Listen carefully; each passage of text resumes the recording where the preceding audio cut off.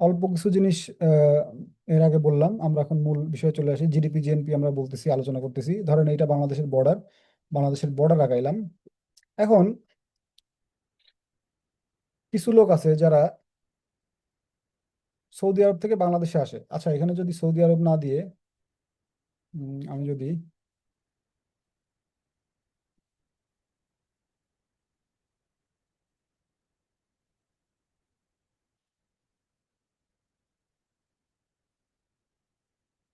চীন দিই তাহলে বুঝতে সুবিধা হবে। ধরেন কিছু লোক আসতেছে বাংলাদেশে চীন থেকে, বাংলাদেশের বর্ডার ক্রস করে তারা বাংলাদেশের ভিতরে ঢুকলো। কিছু লোক আসলো রাশিয়া থেকে, তারা বাংলাদেশের বর্ডার ক্রস করে বাংলাদেশের ভিতরে ঢুকলো। কেন আসছে?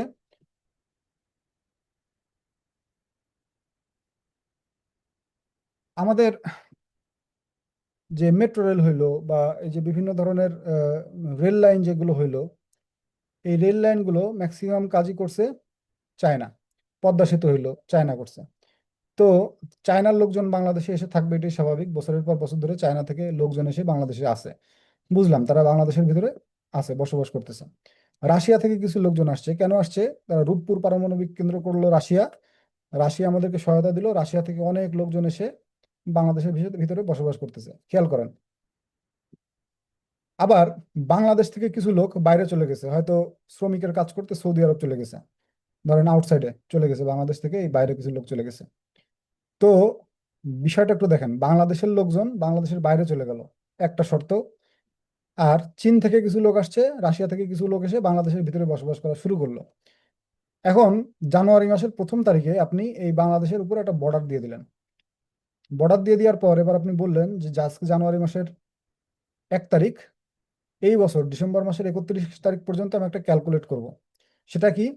এই বাংলাদেশের বর্ডারের ভিতরে যারা যারা আছে, চীনের লোকজন থাকতে পারে, রাশিয়ার লোকজন থাকতে পারে, বাংলাদেশের নিজেদের নিজেদের লোকজন থাকতে পারে, বাংলাদেশের নাগরিক থাকতে পারে, যারাই থাকুক না কেন, এই বাংলাদেশের বর্ডারের ভিতরে যারা থাকবে তারা এই জানুয়ারি মাসের 1 তারিখ থেকে শুরু করে ডিসেম্বর মাসের 31 তারিখ পর্যন্ত, এই 1 বছর, সারা বছর ধরে যা যা উৎপাদন করবে, পণ্য হইতে পারে বা সেবা হইতে পারে, যাই উৎপাদন করবে, তার যে ভ্যালু আছে সেই ভ্যালুটা আপনি হিসাব করবেন।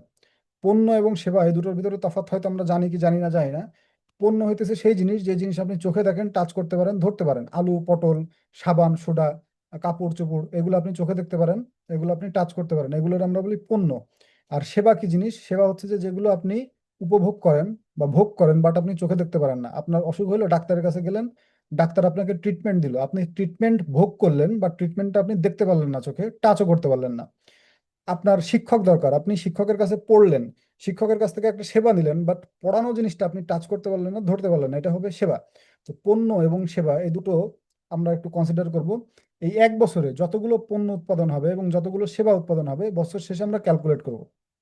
ক্যালকুলেট করে আপনি বছর শেষে জানুয়ারি মাসের ডিসেম্বরের 31 তারিখে, বছরের শেষ দিন, ক্যালকুলেট করে দেখলেন যে টোটাল হয়েছে 1,000 টাকা। তখন আপনি বলবেন এই যে 1,000 টাকা, এই 1,000 টাকা হইতেছে বাংলাদেশের জিডিপি। জিডিপি হওয়ার শর্ত কি? জিডিপি হওয়ার শর্ত হচ্ছে যে, এখন হয়তো আপনারা বুঝছেন, বাংলাদেশের বর্ডারের ভিতরে যেসব লোকজন থাকবে শুধুমাত্র তাদের জিনিসটাই ক্যালকুলেট করা হবে। কি ক্যালকুলেট করা হবে?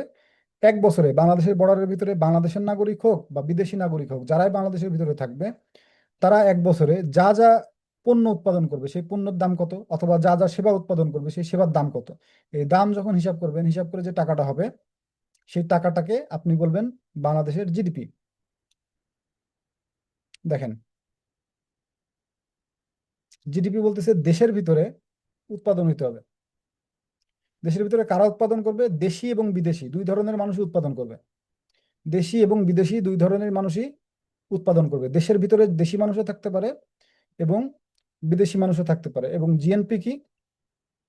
জিএনপি হইতেছে এই চীন টিন রাশিয়া টাশিয়া যা যা আছে এগুলো সব বাদ, বাংলাদেশের মানুষ কোথায় কোথায় আছে জিএনপির ক্ষেত্রে আমরা সেটা দেখব। বাংলাদেশের মানুষ কই কই থাকে বলেন? বাংলাদেশের মানুষ থাকে কোথায়?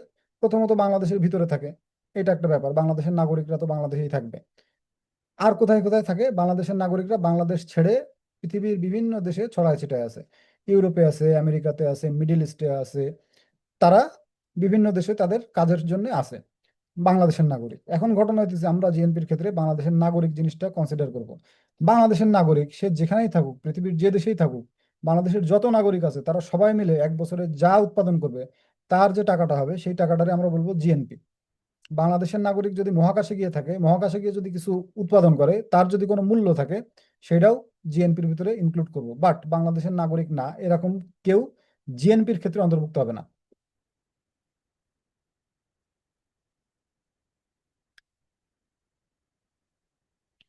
দেখেন আমাদের অর্থনীতি, কৃষি, এখানে খেয়াল করেন একটু, কৃষি, শিল্প এবং সেবা। সেবা এখানে দুইটা আছে। দুইটা আছে তার কারণ হচ্ছে একটা বক্সের ভিতরে ধরানো যায় নাই, বাট মূলত একটাই। বাংলাদেশের অর্থনীতিকে টোটাল আমরা তিনটা খাতে ভাগ করি। বাংলাদেশের যে অর্থনীতি, এই অর্থনীতিকে আমরা টোটাল তিনটা ভাগে ভাগ করি। প্রথমত কৃষি, দ্বিতীয়ত শিল্প এবং তৃতীয়ত সেবা। আমাদের যত অর্থনৈতিক কার্যকলাপ আছে সেই অর্থনৈতিক কার্যকলাপ এই তিনটা ভাগের ভিতরেই সীমাবদ্ধ। এই তিনটার বাইরে আমাদের কোনো অর্থনৈতিক কার্যকলাপ নাই। প্রথমত বাংলাদেশ কৃষি প্রধান দেশ, সেখানে কৃষি। বাংলাদেশে কিছু শিল্প প্রতিষ্ঠান আছে, এই কারণে শিল্প এবং সেবা। এখন আপনি যদি হঠাৎ করে ভুটানে যান বা হঠাৎ করে আপনি যদি মালদ্বীপে যান, তো তাদের দেখবেন যে তাদের অর্থনৈতিক সেক্টরটা এই শিল্পর জায়গায় হয়তো পর্যটন ঢুকে গেছে। কৃষি আছে, পর্যটন আছে, সেবা আছে। এক এক দেশের এক এক রকম। তো আমাদের বাংলাদেশে কৃষি, শিল্প এবং সেবা এই তিনটা বৃহত্তর খাতে বিভক্ত। এখন এই তিনটা খাতকে আবার আলাদা আলাদা করা হয়েছে, টোটাল আলাদা আলাদা করে টোটাল 19টা ভাগে ভাগ করা হয়েছে। টোটাল 19টা খাত দেখেন, এখানে কিছু আছে, এখানে 1 2 3 4 করে কিছু আছে, এখানে 5 6 7 করে, টোটাল 19টা খাত হবে। এটা আগে ছিল 15টা, বাট কয়েক বছর আগে এই জিনিসটা ইয়ে করা হয়, সংশোধন করা হয়, সংশোধন করে টোটাল 19টা খাতে ভাগ করা হয়। আপনাদের এই 19টা খাত কখনোই পরীক্ষাতে আসবে না। 19টা খাত কখনোই আসবে না। শুধুমাত্র এটা একটু মনে রাখবেন, জনস্বাস্থ্য ও সেবামূলক সেবা। আপনারা যারা নার্সিং এ পরীক্ষা দিতেছেন, জনস্বাস্থ্য ও সেবামূলক সেবা বা সমাজ কল্যাণমূলক সেবা, এটা কোন খাতের ভিতরে পড়ছে, এই তিনটার ভিতরে কোন খাতটার ভিতরে পড়ছে এটা মাথায় রাখবেন। এটা সেবা খাতের ভিতরে পড়ছে আপনাদের এই যে অর্থনীতির যে ইয়েটা। আপনারা সারা বছর রোগীদের যে সেবা দিবেন, নার্সিং এ রোগীদের যে সেবা দিবেন, ডাক্তাররা যে সেবা দিবে, এই সেবার যে টাকা, সেই টাকাটা কোন খাতে যুক্ত হয়? কৃষি খাতে তো যুক্ত হওয়ার কোনো প্রশ্নই আসে না, শিল্প খাতেও যুক্ত হওয়ার কোনো প্রশ্ন আসে না, আসে সেবা খাতে যুক্ত হওয়ার। তো আপনারা যারা নার্স আছেন, যারা ডাক্তার আছেন, তাদের এই মূল্যটা সেবা খাতের ভিতরে অন্তর্ভুক্ত হয়। এইখান থেকে আপাতত তেমন কোনো কিছু নাই আপাতত। এইটুকু জাস্ট একটু একবার চোখের দেখা দেখবেন, তাতে যা হওয়ার হবে, আদারওয়াইজ হওয়ার দরকার নাই। এবার আসেন আমরা মাথাপিছু জাতীয় আয় জিনিসটা দেখি। মোট জাতীয় উৎপাদন দেখলাম, মাথাপিছু জাতীয় আয়টা একটু দেখি, পার ক্যাপিটা ইনকাম। মাথাপিছু জাতীয় আয় জিনিসটা কি আমরা যদি বলি, দেখেন ধরেন আপনি নতুন বিয়ে করছেন, আমি এই উদাহরণটা দিই, দিয়ে মাথাপিছু জাতীয় আয় জিনিসটা বোঝানোর চেষ্টা করি। ধরেন আপনি নতুন বিয়ে করছেন, এখন স্যার, নতুন সাউন্ড অনেক আস্তে আসতেছে, একদমই শোনা যাচ্ছে না।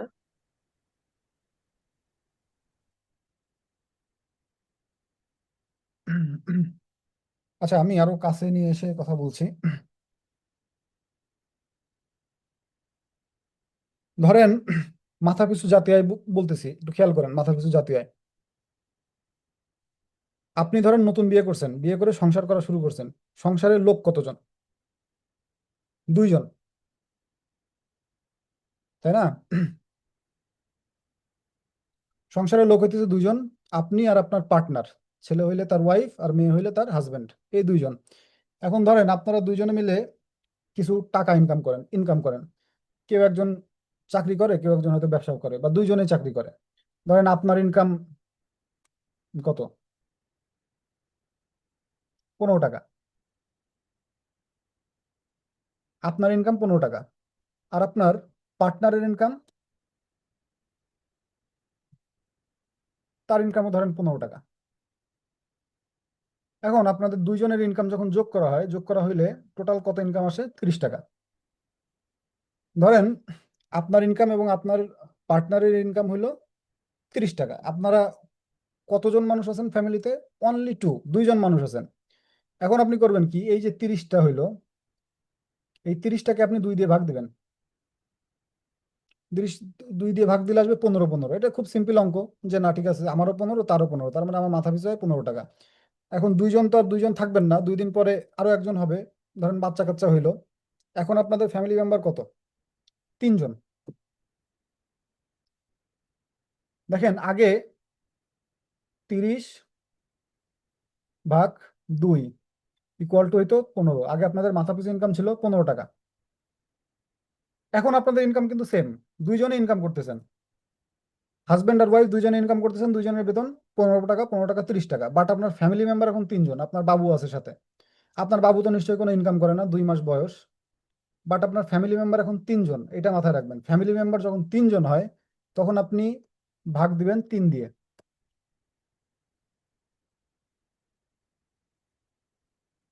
এখন আপনার মাথা পিছু আয় হয়ে গেছে 10 টাকা, আপনার ওয়াইফ বা হাজবেন্ড তার মাথা পিছু আয় হয়ে গেছে 10 টাকা, এবং আপনার বাবু যে কোনো কিছু ইনকাম করে না, 2 মাস বয়স, তার মাথা পিছু আয় হয়ে গেছে 10 টাকা। মাথা পিছু আয়ের ক্ষেত্রে আমরা এই হিসাবটা সবসময় করি। আমাদের যত টাকা আয় হবে, সেই আয়ের টাকাটা আমরা মোট জনসংখ্যা দিয়ে ভাগ দিব।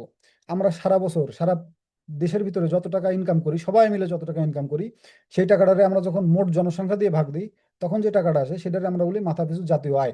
এখানে কথা হতেছে যে স্যার আমি তো ইনকাম করি, আমার হাজবেন্ড ইনকাম করে বা ওয়াইফ ইনকাম করে, বাট আমার বাবু তো ইনকাম করে না, তাইলে আমার বাবুর মাথা পিছু আয় কেমনে হবে হবে এই মাথা পিছু আয়ের এই হিসাবটার ক্ষেত্রে এই জায়গাটায় আমরা বারবারই একটা কথা বলি যে কেউ কোনো কিছু না করেও তার মাথা পিছু ইনকাম আছে।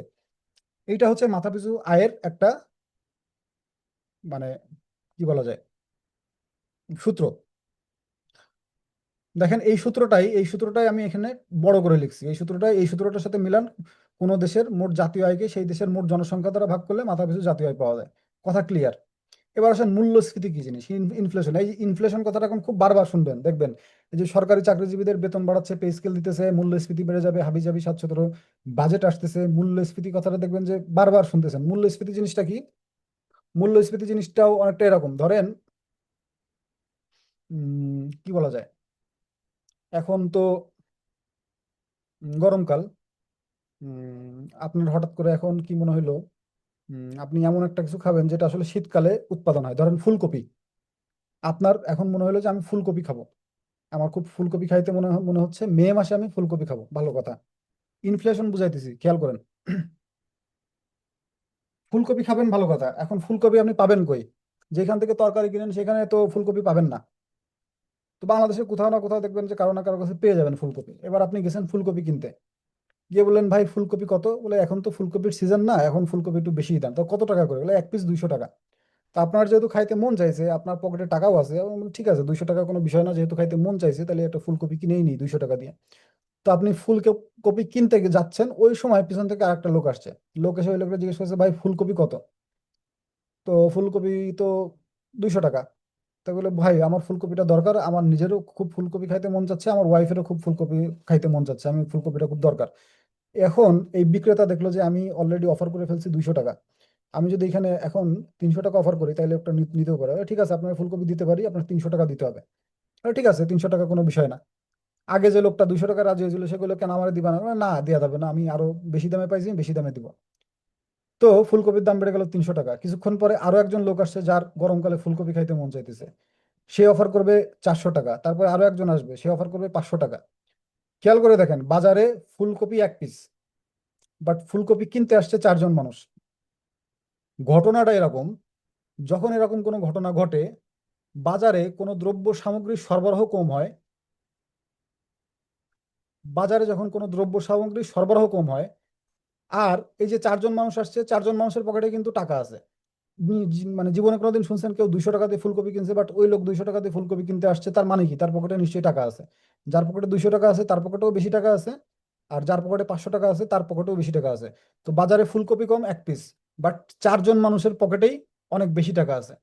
তো মার্কেটে যখন এরকম পরিস্থিতি তৈরি হয় যে দ্রব্য সামগ্রীর সরবরাহ কম বা ফুলকপি কম, বাট 4 জন মানুষের পকেটেই অনেক বেশি টাকা, তখন এই যে ফুলকপির দাম বেড়ে গেল 200 টাকা থেকে 500 টাকা হয়ে গেল, এই ঘটনাটা ঘটে। অর্থাৎ মানুষের পকেটে যখন টাকা বেশি হয়ে যাবে এবং সেই তুলনায় যদি দ্রব্য সামগ্রী কম হয়, তো সেক্ষেত্রে আমরা যেটা বলি সেটা হইতেছে ইনফ্লেশন, মুদ্রাস্ফীতি বলি। এবং এই ঘটনাটা অনেক বেশি হয় বাজারে, দেখবেন হঠাৎ করে টাকা অনেক বেড়ে গেছে, সবার হাতে অনেক বেশি টাকা, বেতন বেড়ে গেলে সবার কাছে অনেক বেশি বেশি টাকা চলে যাবে, সবাই তখন অনেক বেশি বেশি কেনা শুরু করবে। যার কি বলা যায়, একটা সোফা সেট দরকার ছিল সে হয়তো দুটো সোফা সেট কিনবে, বা হয়তো এসি না হইলেও চলতো, সে এখন একটা এসি কিনবে। তো সবার হাতে টাকা, সবাই জিনিসপত্র কেনার চেষ্টা করতেছে, কেউ শখ মেটাচ্ছে, কেউ তার প্রয়োজন মেটাচ্ছে। আলটিমেটলি বাজারে কিন্তু উৎপাদন বাড়ে নাই কিন্তু। এসি যা তৈরি হইতো বছরে, ওই একই এসি তৈরি হইতেছে, ফ্যান যা উৎপাদন হইতো একই ফ্যান তৈরি হইতেছে। বাট সবার হাতে এখন বেশি টাকা, বাট ফ্যানের দাম বাড়বে না, এসির দাম বাড়বে না? বাড়বে। এই যে পরিস্থিতি যখন তৈরি হয়, তখন আমরা সেটাকে বলি মূল্যস্ফীতি, ঠিক আছে। এবং এই মূল্যস্ফীতির ফলে সবচাইতে ক্ষতিগ্রস্ত করা হয় সীমিত আয়ের জনগোষ্ঠী, ক্ষতি হয় বেশি। যারা উবার চালায়, যারা রিক্সা চালায়, দেখবেন যে তাদের তো একটা ফিক্সড ইনকাম প্রতিদিন আসে, এবং ওই টাকা দিয়ে তারা তাদের কিন্তু জিনিসপত্র চলে। তো যে রিক্সাওয়ালা, তার পক্ষে কিন্তু এখন ফুলকপি কেনা মুশকিল হয়ে যাবে। তো ইনফ্লেশনের ফলে, মূল্যস্ফীতির ফলে এই সীমিত আয়ের জনগোষ্ঠী যারা, তারা সবচেয়ে বেশি ক্ষতিগ্রস্ত হয়। এবার আসেন বাজেট। বাজেট সম্পর্কে এখানে তেমন কিছু বলবো না। এই যে আমাদের যে সংবিধান আছে, আমাদের সংবিধানের ক্লাসটা আপনাদের নিতে পারি নাই। সংবিধান যেটা আছে, সংবিধানের 87 নম্বর অনুচ্ছেদে বাজেট সম্পর্কে বলা আছে। প্রত্যেকটা মানুষেরই একটা ভালো নাম, একটা ডাকনাম থাকে। আমাদের বাজেটেরও একটা ভালো নাম, একটা ডাকনাম আছে। আমাদের বাজেটের ডাকনাম হইতেছে বাজেট, আর বাজেটের ভালো নাম হইতেছে বার্ষিক আর্থিক বিবৃতি। আপনি সংবিধান পড়ার পর দেখবেন 87 নম্বর অনুচ্ছেদে চলে যাবেন। 87 নম্বর অনুচ্ছেদে যখন যাবেন, ওই সময় দেখবেন যে ওখানে বাজেট বলে কোনো কথা নাই। তো তখন আপনি কি ভাববেন? তখন এই এই জিনিসটা বলবেন যে তার যে ভালো নাম ছিল, বাজেটের যে ভালো নাম, সেটা হইতেছে বার্ষিক আর্থিক বিবৃতি। এটা হইতেছে বাজেট। আমাদের জুন মাসে বাজেট হবে। তো এই বাজেটটা নিয়ে দেখবেন যে সামনে অনেক কথা বলা হবে। এই বাজেটের কথা বলা আছে আমাদের যে সংবিধানে, সেই সংবিধানে। এবং বাংলাদেশের প্রথম বাজেট পেশ করেন তাজউদ্দিন আহমেদ। আমরা জানি 1971 সালে দেশ স্বাধীন হওয়ার পর 1972 সালে প্রথম যে মন্ত্রিসভা হয়, সেই মন্ত্রিসভার প্রথম অর্থমন্ত্রী ছিলেন তাজউদ্দিন আহমেদ। তো যেহেতু অর্থমন্ত্রীরাই বাজেট পেশ করে, তো কাজেই বাংলাদেশের প্রথম বাজেট তাজউদ্দিন আহমেদকে পেশ করতে হয়। এবং রাষ্ট্রপতি হিসেবে বাংলাদেশের বাজেট পেশ করেন জিয়াউর রহমান। এর আগে তো সবাই অর্থমন্ত্রী হিসেবেই বাজেট পেশ করছেন, বাট ওই সময় জিয়াউর রহমানের যখন আমল ছিল, ওই জিয়াউর রহমানের আমলে প্রথম দিকে জিয়াউর রহমান রাষ্ট্রপতি হিসেবেই বাজেট পেশ করছেন। এবং বাংলাদেশে এ পর্যন্ত সবচেয়ে বেশিবার বাজেট পেশ করছেন দুইজন মানুষ। সেটা হইতেছে সাইফুর রহমান। এই সাইফুর রহমান বিএনপির মন্ত্রী ছিলেন। বিএনপি যতবার ছোটবেলা থেকে দেখে আসছি ক্ষমতায় ছিল, বিএনপি ক্ষমতায় থাকা মানে সাইফুর রহমান অর্থমন্ত্রী। তো এই সাইফুর রহমানের দেখতাম যে তিনি বাজেট পেশ করতেন। এবং আর একজন আবুল মাল আব্দুল মুহিত, এই লোক ছিল আওয়ামী লীগের। তো আওয়ামী লীগের আমলেও এই লোক বেশ কয়েকবার মন্ত্রী ছিল, এবং দুইজনে মিলে টোটাল 12 বার করে তারা কিন্তু বাজেট পেশ করছে, ঠিক আছে। এবং সংসদে বাজেট পেশ করে অর্থমন্ত্রী। এটা আপনারা সবই জানেন। বাজেটের প্রকারভেদের ভিতরে আমরা এখন যাব না। বাজেটের প্রকারভেদ আমাদের খুব একটা দরকারও নাই। দেখেন বাজেট 2025-26, এখানে যা যা আছে বাজেট 2025-26 আমাদের এখন আর পড়ার দরকার নেই। আমি বলবো এখন না পড়তে, কারণ আপনাদের নার্সিং পরীক্ষা তো খুব দ্রুতই হয়ে যাবে, বিষয়টা এরকম না। এটা আমরা গত বছর যখন এই আপনাদের এই প্ল্যাটফর্ম থেকে নার্সিং এর ব্যাচ চালু করছিল, ওই সময় এই বাজেট নিয়ে আমরা এই সাধারণ জ্ঞানগুলো দিছিলাম। এইগুলো এখন আর দরকার নেই এগুলো। বাট এই স্লাইডটা থাকতেছে, দেখবেন এই ডিজিট গুলো চেঞ্জ হয়ে যাবে এখানে। বাজেটের আকার গত বছর ছিল এটা, এটা এখন চেঞ্জ হয়ে যাবে। বাট এটা কিন্তু আপনার পড়তে হবে, বাজেটের আকার কত এটা পড়তে হবে। বাজেটের ধরন, ঘাটতি বাজেট, বৈদেশিক অনুদান কত, 5,000 কোটি টাকা ছিল গত বছর, এবার কিছু বাড়বে বা কমবে। মোট জিডিপি কত ছিল, জিডিপি একটু আগে বুঝাইলাম, মোট জিডিপি কত ছিল, এই এত টাকা ছিল। এই জিডিপি কমে যাবে, বেড়ে যাবে। এবং সবচাইতে গুরুত্বপূর্ণ, বার্ষিক উন্নয়ন কর্মসূচি বা ADP, annual development programme. ADP মানে হইতেছে অ্যানুয়াল ডেভেলপমেন্ট প্রোগ্রাম। আমি প্রতি বছর উন্নয়ন খাতে কত টাকা ব্যয় করব? গত বছর ছিল এই যে 2,30,000 কোটি টাকা।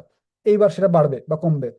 প্রত্যেক বছর যে বাজেটটা দিব, সেই বাজেটে প্রথম, দ্বিতীয় এবং তৃতীয় খাত ধরা হয়। সবচাইতে বেশি বাজেট পায় কারা? জনপ্রশাসন বা সরকারি চাকরিজীবী যারা, তারা বিভিন্ন খাতে। তারপরে দ্বিতীয় অগ্রাধিকার পায় কারা? শিক্ষা এবং প্রযুক্তিতে সবচাইতে বেশি বাজেট আসে, মানে সেকেন্ড। এবং থার্ড হচ্ছে যে পরিবহন এবং যোগাযোগ। গতবার কিন্তু এরকম ছিল, র্যাঙ্কিং করা হয়েছিল, প্রথম, দ্বিতীয়, তৃতীয় হয়েছিল এই তিনটা। এবার যে বাজেট হবে, সেই বাজেট অনুযায়ী আপনারা এই পুরো স্লাইডটা রেখে দিবেন, দিয়ে এই বাজেট হওয়ার পর আপনারা এই ইনফরমেশনগুলো এখান থেকে জোগাড় করে পড়ে নেবেন। মূল্যস্ফীতির লক্ষ্য 6.5, এটা পড়লেও পড়তে পারেন, না পড়লেও দরকার নেই। আপনাদের নার্সিং এর জন্য নটস ইম্পর্টেন্ট। জুলাই শহীদ এবং আহতদের জন্য বরাদ্দ ছিল গত বছর বাজেটে 1,500 কোটি টাকা। এইটা যদি এইবার থাকে তো দেখলেন, না থাকলে তো আর দেখার দরকার নেই। যদি না থাকে তাহলে এইটাই দেখবেন, 2025-26 অর্থ বছরে জুলাই শহীদ ও আহতদের জন্য বরাদ্দ করা হয়েছিল 1,500 কোটি টাকা। এবার আসেন জাতীয় রাজস্ব বোর্ড বা এনবিআর, যেটা বলি এনবিআর গঠিত হয় 1972 সালে। এটা পড়বেন অবশ্যই। এদের একটা স্লোগান আছে, উন্নয়নের অক্সিজেন হইতেছে রাজস্ব। রাজস্ব মানে কি? রাজস্ব মানে ইনকাম। আমরা জানি, আমরা ছোটবেলায় মনে করতাম রাজস্ব শব্দের অর্থ হইতেছে রাজা বা রানী, এই জাতীয় কোনো কিছু শব্দ মনে হয়। পরবর্তীতে চাকরির প্রিপারেশন যখন নিয়ে আসলাম, তখন দেখলাম যে রাজস্ব শব্দের অর্থ হইতেছে ইনকাম। তো এখানে আমাদের দুইটা জিনিস একটু মনে রাখা দরকার, এবং উদাহরণ সহ মনে রাখা দরকার, পরীক্ষায় আসে। একটা হচ্ছে প্রত্যক্ষ কর, একটা হচ্ছে পরোক্ষ কর। ডিরেক্ট ট্যাক্স এবং ইনডিরেক্ট ট্যাক্স, এই দুইটা জিনিস অ্যাকচুয়ালি কি? ডিরেক্ট ট্যাক্স, প্রত্যক্ষ কর মানে কি? ডিরেক্ট ট্যাক্স হইতেছে এমন কোন কর, যেই কর যখন আপনি দেন, নিজে যখন কর পরিশোধ করেন, তখন আপনি বুঝেন যে আপনি কেন কর পরিশোধ করতেছেন, কি কারণে কর পরিশোধ করতেছেন, আপনি বুঝতে পারেন। আর পরোক্ষ কর যখন আপনি কর দেন কিন্তু আপনি টেরও পান না যে আপনি কর দিতেছেন। যখন টের পান না কর দিতেছেন, তখন সেটা আমরা বলি পরোক্ষ কর। উদাহরণ দিতেছি, দেখেন প্রত্যক্ষ কর জিনিসটা কি। ধরেন আপনি কোনো না কোনো সিটি কর্পোরেশনে থাকেন বা কোনো না কোনো ইউনিয়ন পরিষদে থাকেন, থাকেন তো, কেউ তো আর এর বাইরে থাকেন না। তো ইউনিয়ন পরিষদে থাকেন বা সিটি কর্পোরেশনে থাকেন, যাই থাকেন না কেন, আপনার একটা ট্যাক্স কিন্তু দেওয়া লাগে। ইউনিয়ন পরিষদের ট্যাক্স দেওয়া লাগে, সিটি কর্পোরেশনের ট্যাক্স দেওয়া লাগে, কম বা বেশি। তো ধরেন আপনি একদিন সকালবেলা ঘুম থেকে উঠলেন, আপনার বাবা বা মা বললো কি যে এই টাকাটা নিয়ে ইউনিয়ন পরিষদ বা সিটি কর্পোরেশন জমা দিয়ে আসতে। আপনি বললেন যে এটা কিসের টাকা? তখন আপনার বাবা বা মা বললো যে এটা হচ্ছে আমাদের ভূমির কর আর কি, ভূমির কর, ইউনিয়ন পরিষদের কর বা ভূমির কর। তো আপনি তখন বুঝলেন যে আচ্ছা ঠিক আছে, আপনার হাতে যে টাকা আছে সেটা হইতেছে ভূমিকর। আপনি ভূমিকর জমা দিতে ইউনিয়ন পরিষদে যাচ্ছেন, অথবা ভূমিকর জমা দিতে আপনি সিটি কর্পোরেশনে যাচ্ছেন। আপনি টের পারলেন কিন্তু যে আপনি কোন কর জমা দিতে যাচ্ছেন। বা আয়করের কথা যদি বলি, এই যে সরকারি চাকরিজীবীরা, আমরা আমরা প্রত্যেক বছরে যে অক্টোবর নভেম্বর মাস যখন আসে আমরা পুরো অস্থির হয়ে যাই। আমাদের আয়কর দিতে হবে, আমরা একটা শীট তৈরি করি এবং সেখানে আমাদের যে টাকাটা ট্যাক্স দিয়ে লাগে আমরা সেই টাকাটা ট্যাক্স দিই।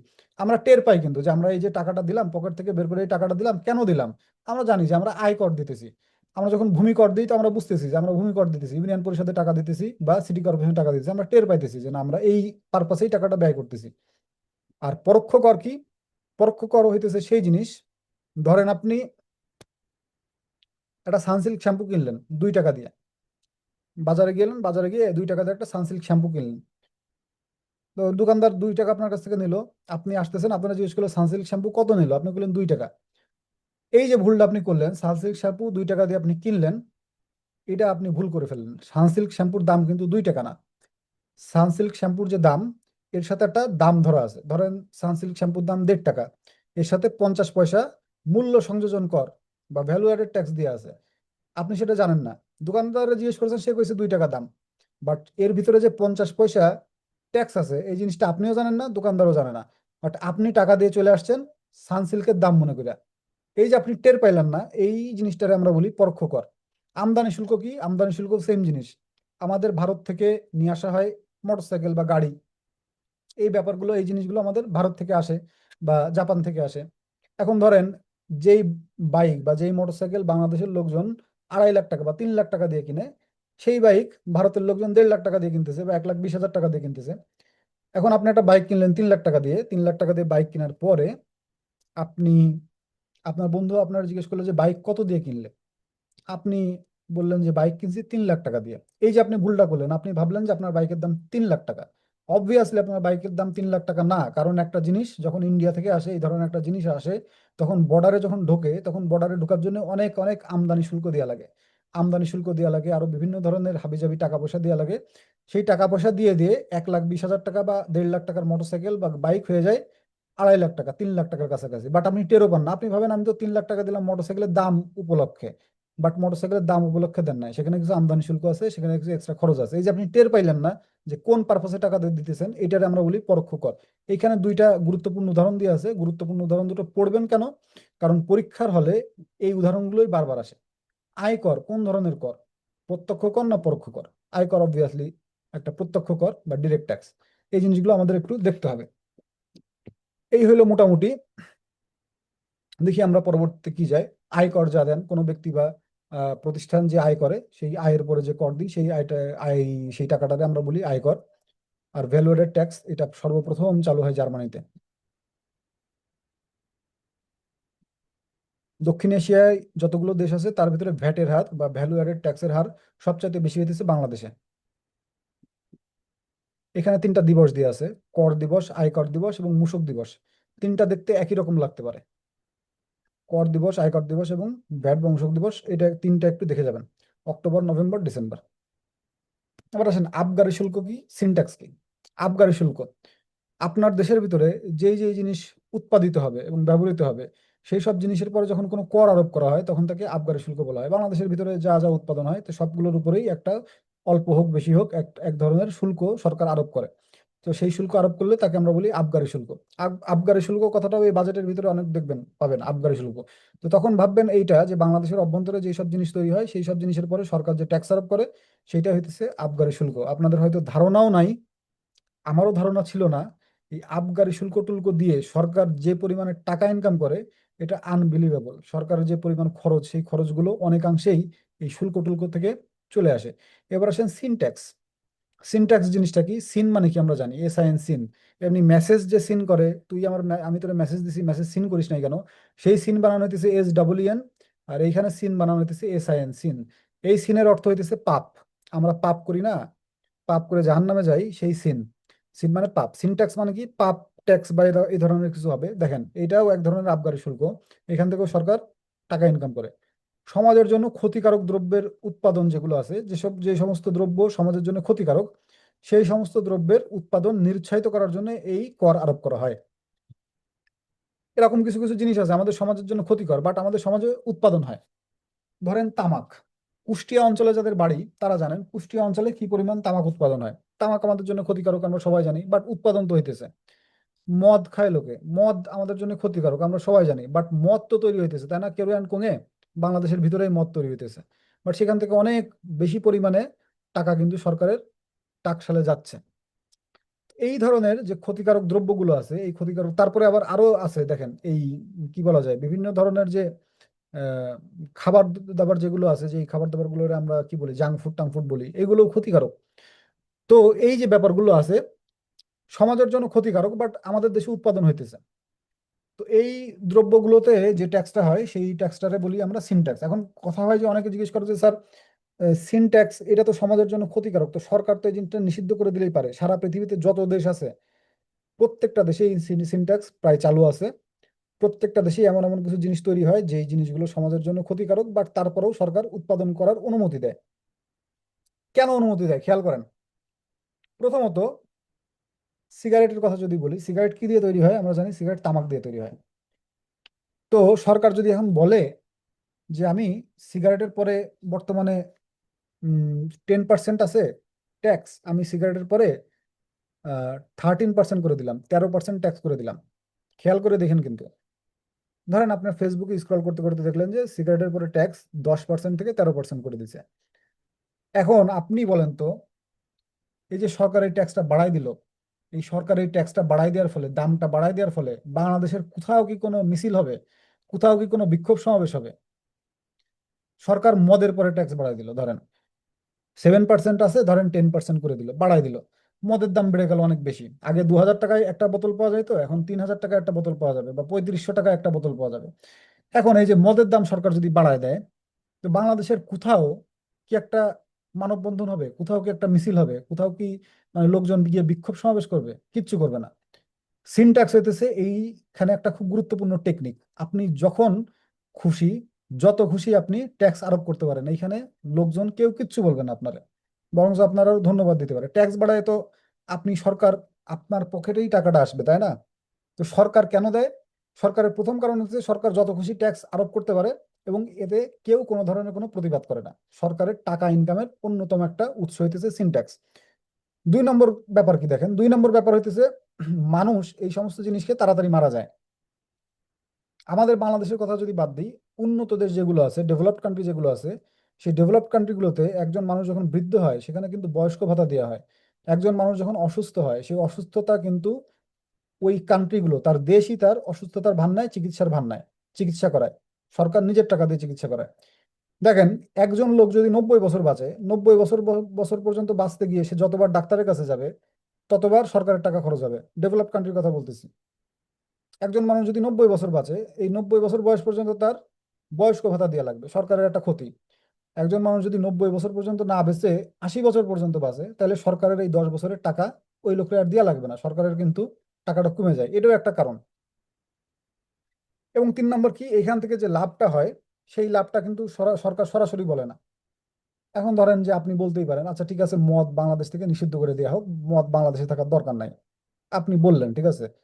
তখন এই সরকারগুলো, বিভিন্ন দেশের সরকারগুলো কি বলে, তখন তারা ব্যক্তি স্বাধীনতার কথা বলে যে না, একজন মানুষ কি খাবে না খাবে সেটা তো আর আমরা দেখতে পারবো না। আমরা সরকার, একজন মানুষ তার ঘরের ভিতরে কি খাবে না খাবে সেটা আমরা দেখতে পারবো না, প্রত্যেক মানুষেরই একটা ব্যক্তি স্বাধীনতা আছে, এর উপরে হস্তক্ষেপ করা সরকারের কাজ না। এই একটা কথা বলে সরকার এই জিনিসগুলো এড়ায় যায়, সব সরকারই এই জিনিসগুলো এড়ায় যায়। তো সিনট্যাক্স আমাদের এই ব্যাপারগুলো একটু দেখবো, যে আমাদের সমাজের জন্য যেগুলো ক্ষতিকারক সেইগুলো নিয়ে আমাদের সিনট্যাক্স। এখানে সম্পর্ক শুল্ক টুল্ক তেমন কিছু দরকার নাই। দেখেন এইখানে বেশ কিছু ইনফরমেশন আছে, বিশেষ করে এই যে কমিটি টমিটি যেগুলো আছে, এই কমিটিগুলোর ইংরেজি নাম যেগুলো আছে, ইংরেজি নামের একদম ফুল ভার্সন যেগুলো আছে, ফুল ভার্সন আপনারা অবশ্যই পড়বেন, পুরো জিনিসটাই পড়বেন। Executive committee of the national economic council, একনেকের ফুল ফর্ম কি পরীক্ষাতে আসবে, তখন দেখবেন যে কমিটি বানানে যে ডবল টি আছে, দেখবেন যে কোনো একটা অপশনে কমিটি বানান ডবল টি নাই, একটা টি আছে। আপনি তাড়াহুড়োর মাথায় একটা গুল্লা পূরণ করে চলে আসবেন এবং আপনার উত্তর ভুল হবে।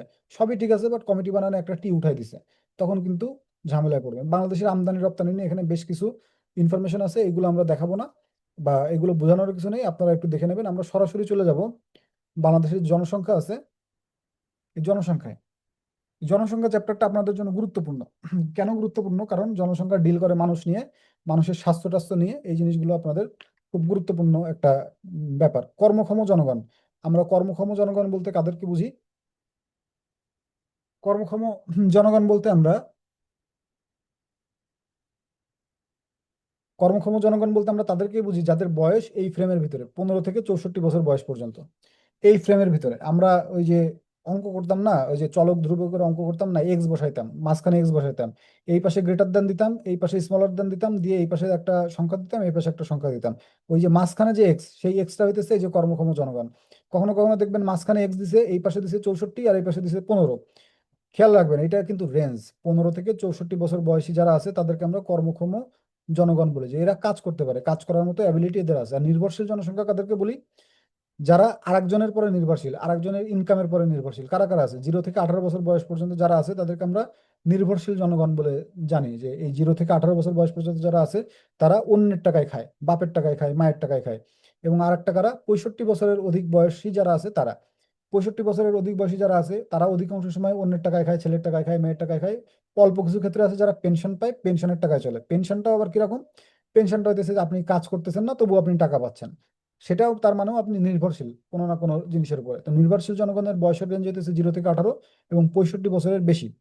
এবং জনসংখ্যা, এই দেখেন এটা কিন্তু খুব গুরুত্বপূর্ণ একটা প্রশ্ন, জনসংখ্যা পরিবর্তনের নিয়ামক কতটা?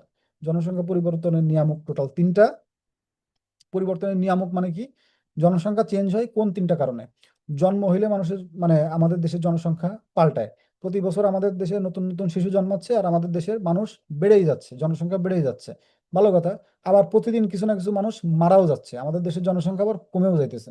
এবং আরেকটা জিনিস কি? অভিবাসন, আমাদের বাংলাদেশ থেকে অন্য দেশে মানুষ চলে যাচ্ছে, এই কারণেও আমাদের দেশের জনসংখ্যা কিছুটা এদিক ওদিক হইতেছে। টোটাল জনসংখ্যা পরিবর্তন এই তিনটা কারণে হয়, এই তিনটা কারণে আমরা বলি নিয়ামক, বা বাংলাদেশের জনসংখ্যা পরিবর্তনের নিয়ামক। শুধু না, সারা পৃথিবীতেই এইটা।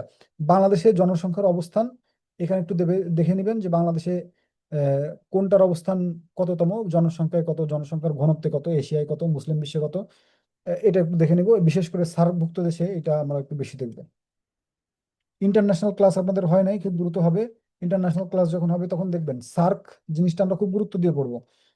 কেননা এই এক এক সরকারের সময় এক একটা জিনিস আমাদের খুব গুরুত্ব দিয়ে পড়তে হয়। বর্তমানে আমাদেরকে সার্ক জিনিসটা ইন্টারন্যাশনালে খুব গুরুত্ব দিয়ে পড়তে হবে।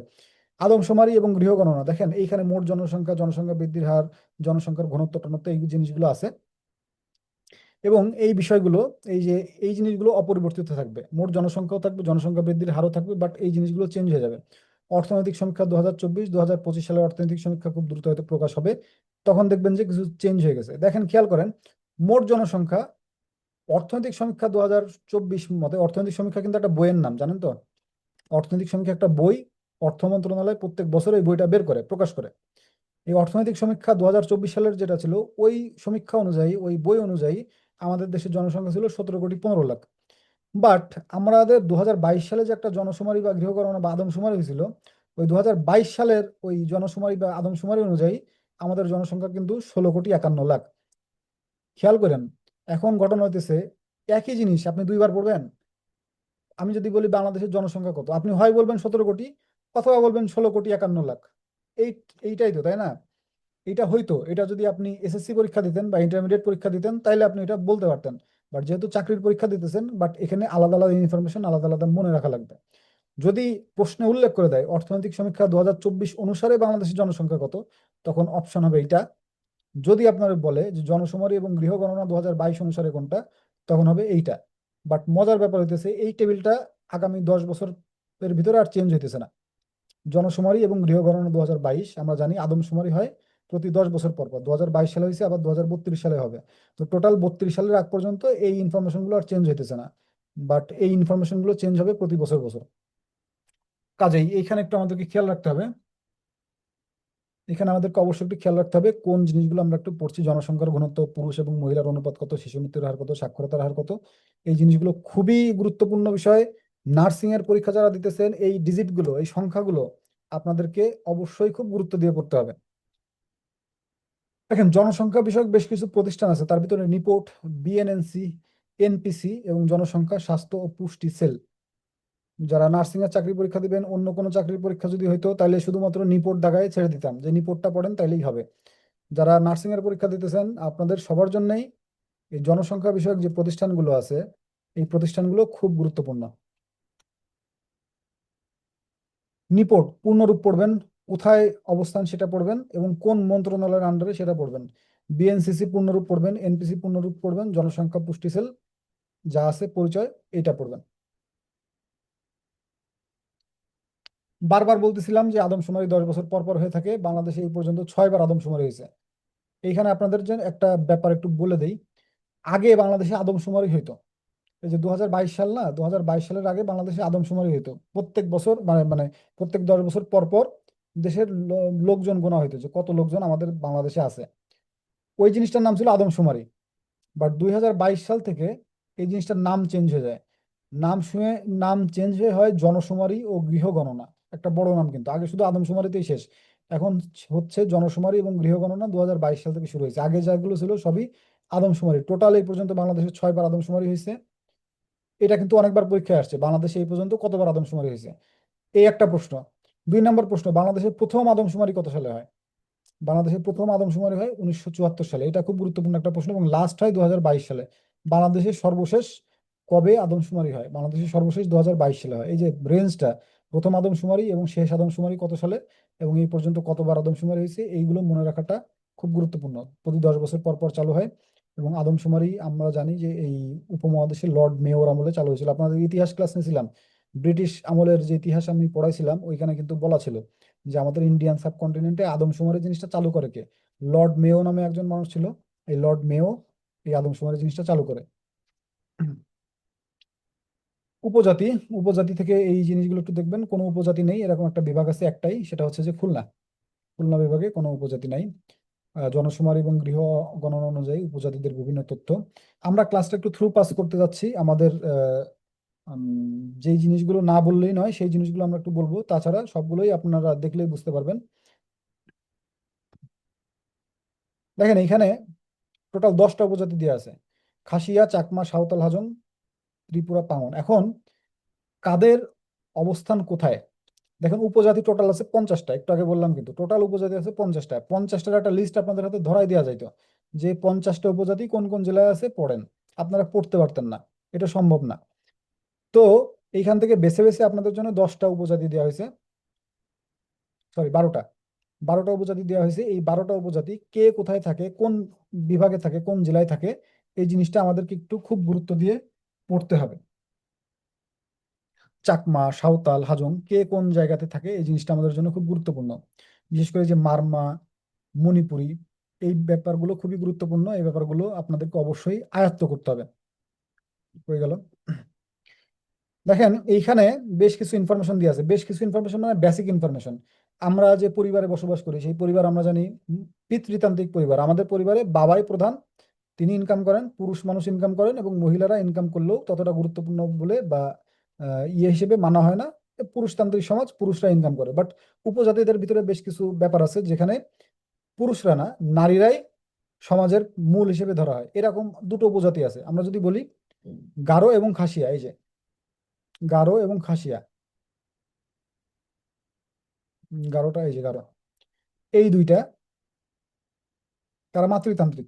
এরকম বেশ কিছু মানে এখানে ইনফরমেশন দিয়ে আছে। উপজাতিরা ম্যাক্সিমামই অমুসলিম, ম্যাক্সিমামই অমুসলিম। হিন্দু আছে, তারপরে বৌদ্ধ আছে, খ্রিস্টিয়ান আছে, ম্যাক্সিমামই অমুসলিম। বাট পাঙ্গন নামে একটা উপজাতি আছে যারা মুসলিম।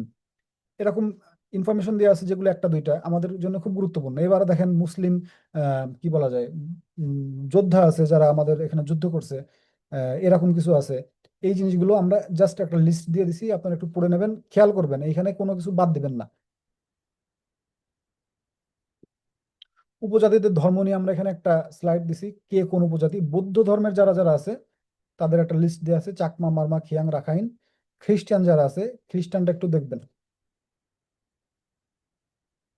হিন্দু বা সনাতন, এটা একটু দেখবেন। এখানে আরেকটা ব্যাপার আছে যে আপনার কি বলা যায়, উপজাতিরা কিন্তু শুধুমাত্র পাহাড়েই থাকে না, আপনার খাগড়াছড়ি, রাঙামাটি, বান্দরবন এই অঞ্চলেই থাকে না। উপজাতিরা কিন্তু সমতলেও থাকে, সমতল অঞ্চলে, যেখানে সমান অঞ্চল, পাহাড়ের মতো উঁচু নিচু না, এরকমও আছে। ওইখানে ওইটাও দেওয়া আছে যে পাহাড়ে সবচাইতে বেশি কারা, সমতলে সবচাইতে বড় কারা, এটাও দেওয়া আছে। এগুলো আপনারা একটু দেখে নেবেন। জড় উপাসক, জড় উপাসক জিনিসটা কি? যারা জড় বস্তুর পূজা করে। ইসলাম তো আমরা জানি প্রকৃতি পূজারী, যারা প্রকৃতির পূজা করে, এরকম আছে দুইটা, রাজবংশী এবং মুন্ডা, এই দুইটা প্রজাতি। এবার আসেন আমাদের পার্বত্য চট্টগ্রাম শান্তি চুক্তি নিয়ে আমরা একটু কথাবার্তা বলি। পার্বত্য চট্টগ্রাম জায়গাটা এমন একটা জায়গা, খুবই দুর্গম একটা জায়গা ছিল একটা সময়। সেখানে পাহাড়িরা বসবাস করে, চাকমা মারমারা বসবাস করে, তাদের সাথে বাঙালিদের খুব একটা বনতো না, মানে বনাবনি হইতো না। এবং সেখানে বারবারই মারামারি লেগে থাকতো, এ ওরে মেরে ফেলে, সে তারা মেরে ফেলে, এরকম একটা পরিস্থিতি ছিল সেখানে। তো দীর্ঘদিন ধরে এরকম একটা পরিস্থিতি যখন চলে, এবং এখানে বেশ কিছু কি বলা যায়, আহ রাজনৈতিক মতাদর্শগত ব্যাপারও ছিল, যারা চায় যে আমরা অন্যভাবে দেশ পরিচালনা করবো, হাবি যাবে, এরকমও ছিল আর কি। তো তারাও সেখানে বসবাস করতো।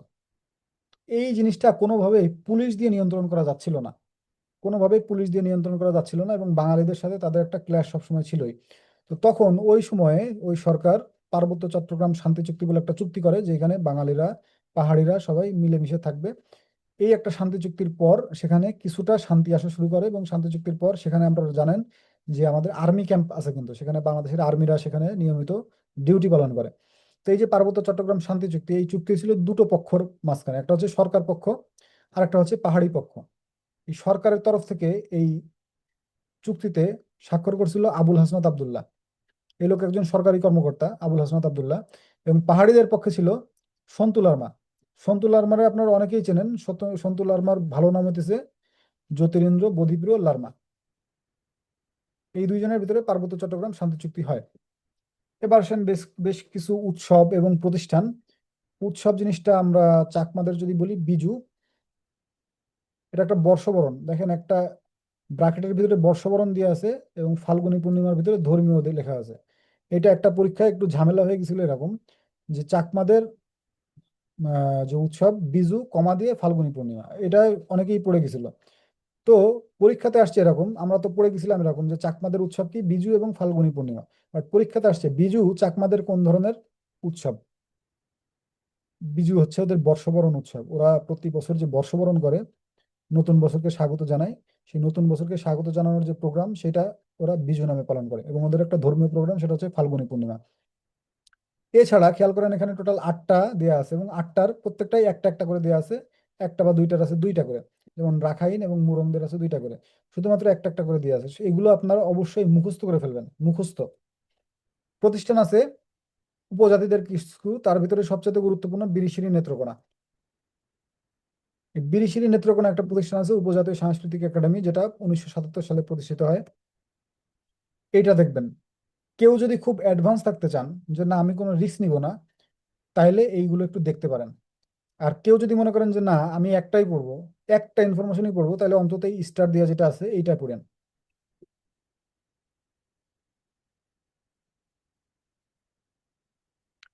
এবার আসেন বেশ কিছু টপিক নিয়ে কথা বলি, যে টপিকগুলো প্রত্যেকটা পরীক্ষাতেই একটা একটা করে আসে, দেখবেন আসবেই। পরীক্ষার জব সলিউশন উল্টালেই দেখবেন যে আছে। বাট এই টপিকগুলো কেউ গুরুত্ব দিয়ে পড়ে না, ভাবে ও তো পড়ার দরকার নেই, পড়ার কি আছে। বাট প্রত্যেকটা চাকরির পরীক্ষাতেই আসছে। কোনো চাকরির পরীক্ষাতে জনসংখ্যা নিয়ে প্রশ্ন নাও আসতে পারে, কোনো চাকরির পরীক্ষাতে আদমশুমারি নিয়ে প্রশ্ন নাও আসতে পারে, কোনো চাকরির পরীক্ষাতে অর্থনীতি নিয়ে প্রশ্ন নাও আসতে পারে। বাট চাকরির পরীক্ষাতে যে চলচ্চিত্র, গান, নাচ, এগুলো নিয়ে ম্যাক্সিমাম চাকরির পরীক্ষাতেই আসে। আমরা এইগুলো একটু দেখি। উপমহাদেশের প্রথম চলচ্চিত্রের জনককে হীরালাল সেন। এই হীরালাল সেনের পর একটা সিনেমা তৈরি হয়েছে কিছুদিন আগে। হীরালাল সেন প্রথম এই সিনেমাগুলো তৈরি করেন এই আমাদের ইন্ডিয়ান সাবকন্টিনেন্টে। এবং বলা যায় যে বাংলাদেশের চলচ্চিত্রের জনককে, বাংলাদেশের সিনেমার জনককে, বাংলাদেশের সিনেমার জনক আব্দুল জব্বার খান। দয়া করে নামটা একটু পড়বেন, বহুবার পরীক্ষাতে আসছে। সরি, বাংলাদেশের শ্রেষ্ঠ চলচ্চিত্রকার জহির রায়হান বলা হয়। এবং প্রথম বাঙালি মুসলমান চলচ্চিত্রকার কাজী নজরুল ইসলাম, হয়তো অনেকেই জানেন না, কাজী নজরুল ইসলাম মুসলমানদের ভিতরে প্রথম বাঙালি চলচ্চিত্রকার। কাজী নজরুল ইসলাম আবার সিনেমাতে অভিনয় করছিলেন। এবার আসেন, এখানে বেশ কিছু চলচ্চিত্র দেওয়া আছে যে চলচ্চিত্রগুলো আমাদের জন্য গুরুত্বপূর্ণ। চলচ্চিত্রের তো কোনো শেষ নাই, বাট আমরা সিলেক্টিভলি এখানে বেশ কিছু চলচ্চিত্র দিছি এবং চলচ্চিত্রের পরিচালকের নাম দিছি, এবং এখানে বেশ কিছু ইনফরমেশন আছে, সেই ইনফরমেশনগুলো আমাদের জন্য গুরুত্বপূর্ণ। কোন চলচ্চিত্র জাতীয় চলচ্চিত্র পুরস্কার লাভ করে, কোন চলচ্চিত্র কান চলচ্চিত্র উৎসবে যায়, এই জিনিসগুলো দেওয়া আছে এবং এখান থেকে পরীক্ষাতে প্রশ্ন আসেই।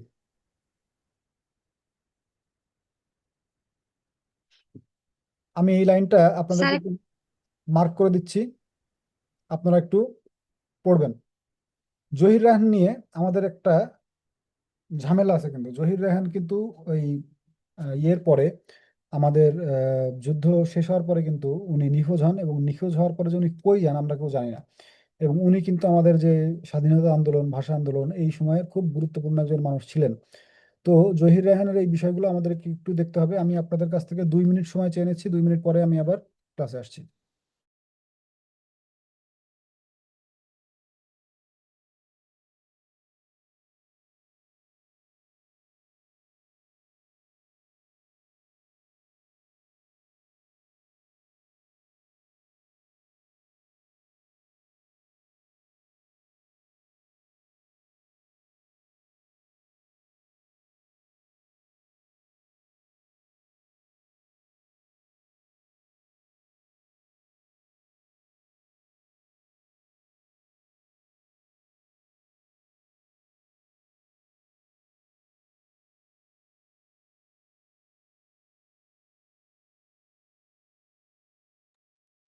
ওকে।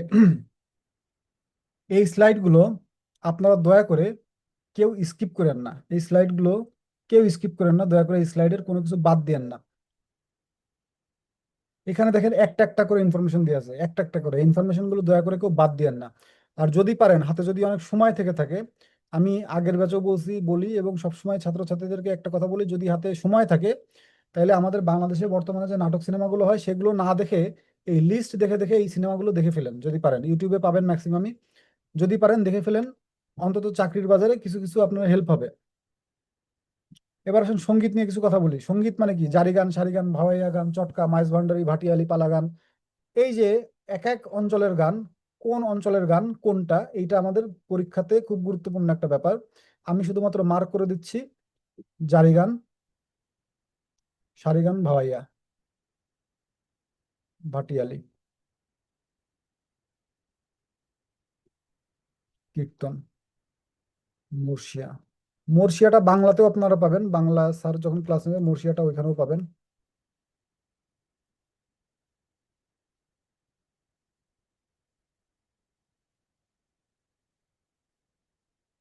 বাউল গান আপনারা সবাই জানেন, গম্ভীরা গানটাও হয়তো জানেন না, বাউল গানটা একটু দেখা দিলাম।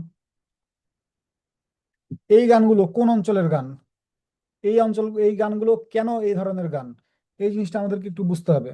কেউ গরু গাড়ি চালাইতে চালাইতে এক ধরনের গান গায়, আর কেউ কেউ নৌকা বাইতে বাইতে এক ধরনের গান গায়। গরু গাড়ি চালানোর গান এবং নৌকা বাওয়ার গান কিন্তু এক না, আলাদা আলাদা গান, এবং তাদের নামও আলাদা, এবং পরীক্ষাতে এগুলো দেয়া হয়। নাচ, আমাদের বেশ কিছু নাচ আছে আমরা কখনো জানতাম না, চাকরির প্রিপারেশন নেওয়ার সময় জানলাম এই নাচগুলো সম্পর্কে। এই নামের নামে যে নাচ আছে এবং আলাদা আলাদা নাম, আমরা জানতাম না। 1 2 3 4 5 6 টোটাল 6টা নাচের কথা এখানে দেওয়া আছে, এবং এক একটা নাচ বাংলাদেশের এক একটা জেলায় পরিচিত। এই নাচগুলো একটু দেখবেন। আসেন এবার আপনি দেখি চিত্রশিল্পী, ফেমাস চিত্রশিল্পী দেখেন, এই যে সিনেমা, গান, নাটক, চলচ্চিত্র শিল্পী, এইখান থেকে কিন্তু দেখবেন কোনো না কোনো চাকরির পরীক্ষাতে প্রশ্ন আসছে। শিল্পাচার্য জয়নুল আবেদিন, শিল্পের আচার্য, আচার্য খুব বড় একটা পদ। শিল্পাচার্য জয়নুল আবেদিন বাংলাদেশের শ্রেষ্ঠ চিত্রশিল্পী। বাংলাদেশে যদি এক কথায় বলতে হয় যে বাংলাদেশে একজন শ্রেষ্ঠ চিত্রশিল্পীর নাম কি, একজনই আছেন শ্রেষ্ঠ, সুপারলেটিভ ডিগ্রিতে তার সম্পর্কে কথা বলা হয়। তো তিনি হইতেছেন একজনই, জয়নুল আবেদিন। এবং উনি দুর্ভিক্ষের ছবি এঁকে খ্যাতি পান। ঢাকা বিশ্ববিদ্যালয়ের যে চারুকলা, সেই চারুকলা উনি প্রতিষ্ঠা করেন। আমাদের যে সংবিধান আছে সেই সংবিধানের ডিজাইনও করেন উনি।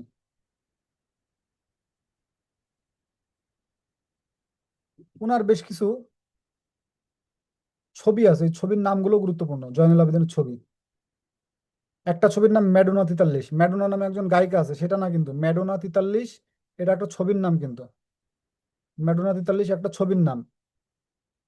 মনপুরা 70, চঞ্চল চৌধুরীর মনপুরা সিনেমা না কিন্তু এটা, এটা মনপুরা 70 একটা ছবির নাম, মানে হাতে আঁকা ছবির নাম মনপুরা 70। এটা কিন্তু মনপুরা সিনেমা না। গরু মইটা না, বাংলাদেশের 50 টাকার নোটে দেখবেন যে যে গরু বা মই কোন একটা ছবি দেওয়া আছে, সম্ভবত ময়ের বা গরু করে একটা ছবি দেওয়া আছে, খেয়াল করবেন বাংলাদেশের 50 টাকার নোটে। তো এইগুলো সবই চিত্রশিল্পী জয়নুল আবেদিনের ছবি।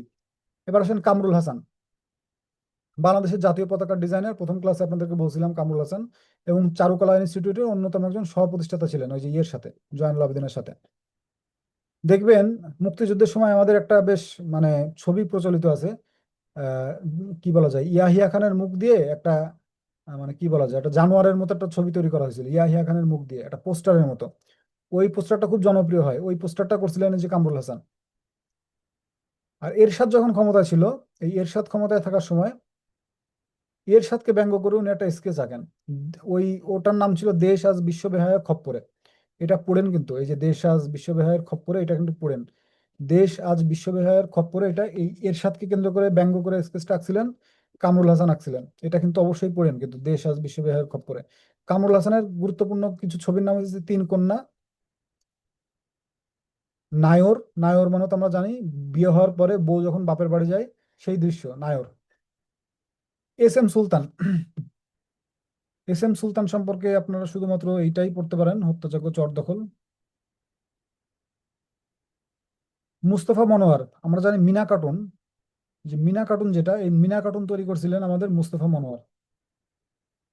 আর রফিকুন নবী রণবী, তার একটা বিখ্যাত কার্টুন চরিত্র আছে, সেই কার্টুন চরিত্রের নাম টোকাই। ভাস্কর্য, ভাস্কর্যের অভাব নাই বাংলাদেশে। মোড়ে মোড়ে দেখবেন যে ভাস্কর্য আছে, সব ভাস্কর্য আমরা পড়বো না, সবগুলো আমাদের পড়ার দরকারও নাই। আমরা সেগুলোই পড়বো যেগুলো আমাদের পরীক্ষার জন্য গুরুত্বপূর্ণ। এখানে বেশ কিছু ভাস্কর্য আছে, এই ভাস্কর্যগুলো আমরা পড়বো এবং কোনটা কেন গুরুত্বপূর্ণ পড়বো, এবং সবচাইতে গুরুত্বপূর্ণ এখানে ভাস্করদের নাম দেওয়া আছে। আপনাকে দেখেন প্রশ্ন বলি, সাবাস বাংলাদেশ এই ভাস্কর্যটা কোথায় অবস্থিত, এটা গেল 1 নম্বর প্রশ্ন। সাবাস বাংলাদেশ ভাস্কর্যটি অবস্থিত রাজশাহী বিশ্ববিদ্যালয়ে গেল। সাবাস বাংলাদেশ ভাস্কর্যটি কে তৈরি করেন, ভাস্কর নিতুন কুণ্ডু, এই গেল একটা প্রশ্ন। এইভাবে প্রত্যেকটা সাধারণ জ্ঞানের দুইটা দুইটা করে প্রশ্ন আপনারা এখান থেকে বানাইতে পারেন। এবং সেগুলো কিন্তু, এইগুলো কিন্তু বললাম না, আপনারা কিন্তু এই টেবিলের ভিতরে যেগুলো দেখতেছেন এগুলো দেখে আপনাদের যদি মনে হয় অনেক বেশি, তাহলে কিন্তু আপনারা ভুল করতেছেন। ভাস্কর্য আমাদের এখানে অনেক আছে, আমরা শুধুমাত্র নার্সিং এর জন্য দিলাম। অন্য কোনো পরীক্ষা যদি হইতো, প্রাইমারি পরীক্ষা যদি হইতো, ধরেন প্রাইমারি স্কুলের টিচার নেবে, সেইখানে কিন্তু ভাস্কর্যের আরো অনেক লিস্ট থাকতো। আপনারা যেহেতু নার্সিং এর পরীক্ষা দিতেছেন, আপনাদের কিন্তু জাস্ট এই কয়টা দিয়ে আপাতত ছাড়া হয়েছে না, এই কয়টা পড়েন, এই কয়টা পড়লে আশা করি ইনশাল্লাহ কমন পাবেন। তো এখানে বেশ কিছু বিগত সালের প্রশ্ন দিয়ে আছে। আমরা যদি বলি এইখান থেকে আশা করা যায় যা পড়লাম, অনেক কিছুই আশা করা যায় আমরা পরীক্ষায় পাবো। সবাই একটু পুরোনো পড়াগুলো রিভাইজ দিয়েন দয়া করে। ওকে থাকেন সবাই, আসসালামু আলাইকুম।